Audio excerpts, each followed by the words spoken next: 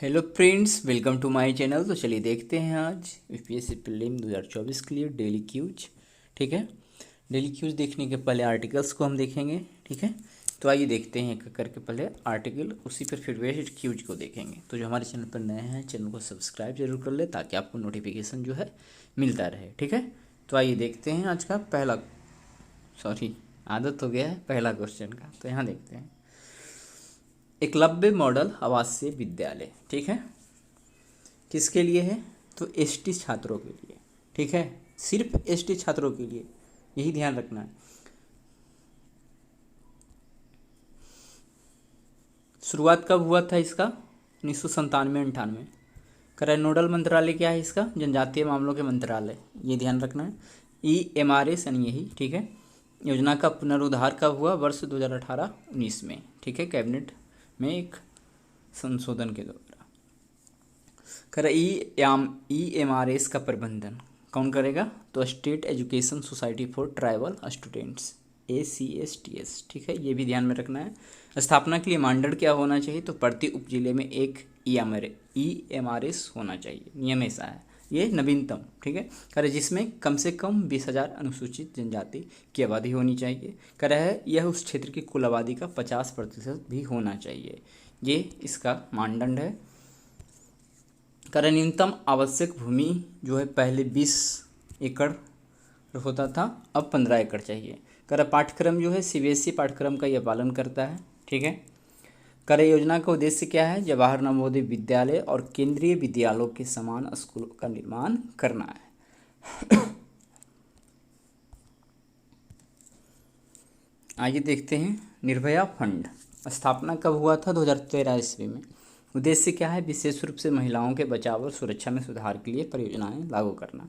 Fund का प्रकार क्या होगा? Non lapsable corpus fund. करण निर्भया फंड का संचालन, ये जरूर याद रखना है, केंद्रीय महिला एवं बाल विकास मंत्रालय। ठीक है, तो जानते हैं नॉन लेप्सेबल फंड के बारे में। आइए देखते हैं, तो यहाँ आप देख सकते हैं, नॉन लैप्सेबल फंड एक प्रकार का फंड है जो इस इरादे से बनाया जाता है कि इसे आवंटित धन किसी वित्तीय वर्ष के अंत में वापस नहीं किया जा सकता है। यह सरकार को समर्पित नहीं किया जा सकता है। इसके बजाय खर्च न की गई राशि को उपयोग के लिए अगले वर्षों में ले जाया जाता है। ठीक है, चलिए आगे देखते हैं। अनुच्छेद 142 हाल फिलहाल खबरों में है। खबरों में क्यों है? हाल ही में चंडीगढ़ मेयर चुनाव के परिणाम जारी किए गए तथा सर्वोच्च न्यायालय ने संविधान के अनुच्छेद 142 को कार्यान्वित करते हुए चुनाव के परिणाम रद्द कर दिए, जिसके परिणामस्वरूप यह चर्चा का विषय बन गया है। सर्वोच्च न्यायालय को सशक्त ये बनाता है, क्या है? अनुच्छेद 142 सर्वोच्च न्यायालय को उसको समक्ष लंबित किसी मामले अथवा बाद में पूर्ण न्याय करने के लिए आवश्यक कोई भी डिग्री अथवा आदेश पारित करने का अधिकार देता है। कर ये डिग्री अथवा आदेश न्यायिक हस्तक्षेप के लिए महत्वपूर्ण साधन है, क्योंकि इन्हें भारत के संपूर्ण राज्य क्षेत्र में कार्यान्वित किया जाता है।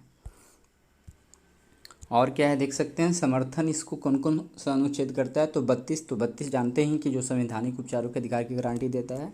फिर है अनुच्छेद 141, जिसके लिए सभी भारतीय न्यायालयों को सर्वोच्च न्यायालय के निर्णयों को पालन करना आवश्यक है, ये समर्थन देता है। अनुच्छेद 136 जो विशेष अनुमति याचिका की अनुमति देता है, ये सब क्या है? अनुच्छेद 142 को क्या समर्थन प्रदान करते हैं। करैया प्रावधान सर्वोच्च न्यायालय को सार्वजनिक हित, ठीक है, मानवाधिकार, संवैधानिक मूल्यों अथवा मौलिक अधिकारों से जुड़े मामले में हस्तक्षेप करने का अधिकार देता है। ठीक है, चलिए आगे देखते हैं। अनुच्छेद 142 के अंतर्गत शक्तियों के दायरे को स्पष्ट करने वाले निर्णय कुछ दिए गए हैं। इस सारे निर्णय के बारे में आप पढ़ लीजिए, वीडियो लंबा हो जाता है इसीलिए इसके बारे में हमने लिखा नहीं है। कर यूनियन कार्बाइड कॉरपोरेशन बनाम भारत संघ में 142 का उपयोग किया गया था। सर्वोच्च न्यायालय बार एसोसिएशन बनाम भारत संघ। फिर है सर्वोच्च न्यायालय बार एसोसिएशन बनाम भारत संघ 1998, ये लगता है डबल टाइप हो गया, कोई बात नहीं। जितेंद्र नाथ बनाम जुबली हिल्स को up house building society 2006। Karnataka सरकार बनाम Uma Devi 2006। Bar council of India के बारे में थोड़ा देख सकते हैं। कर एक वैधानिक संस्था है, अधिवक्ता अधिनियम 1961 के तहत इसको स्थापित किया गया था। इसका कार्य क्या है? तो अधिवक्ताओं के लिए व्यावसायिक आचरण और शिष्टाचार के मानक निर्धारित करना, अनुशासनात्मक कार्रवाइयों के लिए प्रक्रियाएं स्थापित करना, भारत में कानूनी शिक्षा के लिए मानक निर्धारित करना और योग्य कानून डिग्री को मान्यता देना। अन्य दायित्व क्या है, तो अधिवक्ताओं के अधिकारों, विशेष अधिकारों और हितों की रक्षा करना, वंचितों के लिए कानूनी सहायता का आयोजन करना, बार काउंसिल के सदस्य के लिए निर्वाचन आयोजित करना, राज्य बार काउंसिल द्वारा प्रेषित किसी भी संबद्ध मामले से निपटना और निपटान करना।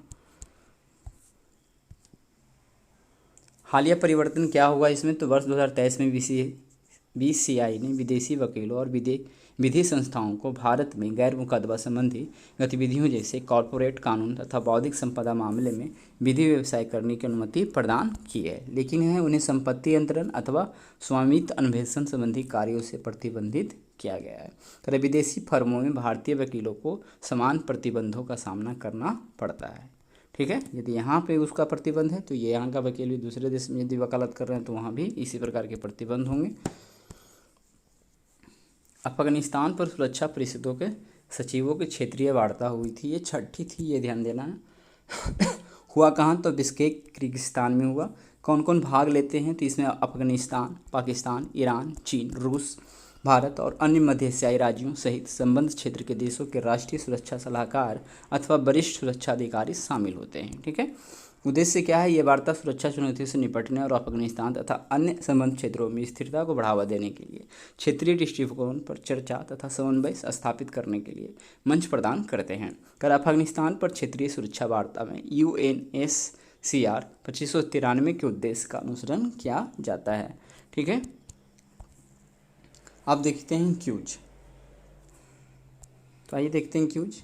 तो क्यूज है, एकलव्य मॉडल आवासीय विद्यालय के संबंध में निम्नलिखित कथनों पर विचार कीजिए। कितने कथन सही है ये देखना है। कर ये संपूर्ण भारत में अनुसूचित जातियों, अनुसूचित जनजातियों और अन्य पिछड़ा वर्ग, तो ध्यान देना है कि वहाँ हमने बोला था सिर्फ ST के लिए, इस कारण से पहला कथन गलत हो जाएगा। कर इसका नोडल मंत्रालय शिक्षा मंत्रालय नहीं, जनजातीय मंत्रालय के मंत्रालय। ठीक है, कर यह स्कूल संबंधित राज्य के पाठ्यक्रम पर आधारित होंगे और शिक्षा केवल मातृभाषा में दी जाएगी। ये CBSE बेस्ड पाठ्यक्रम को लागू किया जाएगा, सिर्फ मातृभाषा में नहीं, इस कारण से ये गलत हो जाएगा। ठीक है, तो यहाँ पे सब गलत हो जाएगा, ऑप्शन डी करेक्ट हो जाएगा। ठीक है, चलिए अगला देखते हैं। निर्भया फंड के संबंध में निम्नलिखित कथनों पर विचार कीजिएगा। तो क्या है इसका उद्देश्य, विशेष रूप से महिलाओं के बचाव और सुरक्षा में सुधार के लिए परियोजनाएं हैं। तो पहला तो सही लग रहा है। कर ये एक नन लैप्सेबल क्रॉप्स फंड है, इसके बारे में हमने चर्चा की है, ये भी सही है। कर इसका संचालन मानव संसाधन मंत्रालय द्वारा किया जा रहा है, तो ये क्या है, गलत है। केवल 2 सही हो जाएगा। ठीक है, महिला और बाल विकास मंत्रालय द्वारा था ना। तो चलिए कह रहा है भारतीय संविधान के अनुच्छेद 142 के संदर्भ में निम्नलिखित कथनों पर विचार कीजिए। कितने कथन सही नहीं ये बताना है। कर ये सर्वोच्च न्यायालय को उसके समक्ष लंबित किसी मामले अथवा वाद में पूर्ण न्याय करने के लिए आवश्यक कोई भी डिग्री अथवा आदेश पर अधिकार देता है, तो पहला सही है। कर ये संविधान के अनुच्छेद 32 सहित कई अन्य प्रावधानों द्वारा समर्थित, जैसे 141 था। ठीक है, कर यह सर्वोच्च न्यायालय के जनहित, मानवाधिकार, संवैधानिक मूल्यों या मौलिक अधिकारों से जुड़े मामलों में हस्तक्षेप करने का अधिकार देता है, तो ये भी सही है। तो सभी सही है। तो अच्छा, यहाँ सही नहीं है, इसलिए ऑप्शन डी। निम्नलिखित कथनों पर विचार कीजिए। भारतीय बार काउंसिल को विनियमित करने और प्रतिनिधित्व करने के लिए अधिवक्ता अधिनियम 1961 के तहत संसद द्वारा बनाई गई एक वैधानिक संस्था है, ये हमने देखा, ऑप्शन ए सही है। कर वर्ष 2023 में BCI ने विदेशी वकीलों और कानून फर्मों को बिना शर्त भारत में प्रैक्टिस करने की अनुमति देता है, तो ये गलत होगा। ठीक है, तो क्या हो जाएगा, ऑप्शन सी, एक सही है एक गलत है। ठीक है, चलिए एक और देख लेते हैं। अफगानिस्तान पर क्षेत्रीय सुरक्षा वार्ता उच्च स्तरीय बैठकों की एक श्रृंखला है, जिसमें केवल अफगानिस्तान, पाकिस्तान, चीन सहित क्षेत्र के देशों के राष्ट्रीय सुरक्षा सलाहकार शामिल होते हैं। तो इसमें और था, रूस, ये सब भी था ना, तो ये क्या हो जाएगा, गलती हो जाएगा। अफगानिस्तान पर क्षेत्रीय सुरक्षा वार्ता में UNSCR 2593 के उद्देश्य का अनुसरण किया जाता है, तो ये था। तो केवल 2 सही है, ऑप्शन बी करेक्ट हो जाएगा। ठीक है, ऑप्शन बी करेक्ट हो जाएगा। तो इस प्रकार से हमने देख लिया आर्टिकल्स विथ क्यूज। तो मिलते हैं अगले दिन नहीं, संडे को नहीं, सोमवार को फिर मिलते हैं इसी प्रकार के क्यूज के साथ। तुम्हारे चैनल पर बने रहे।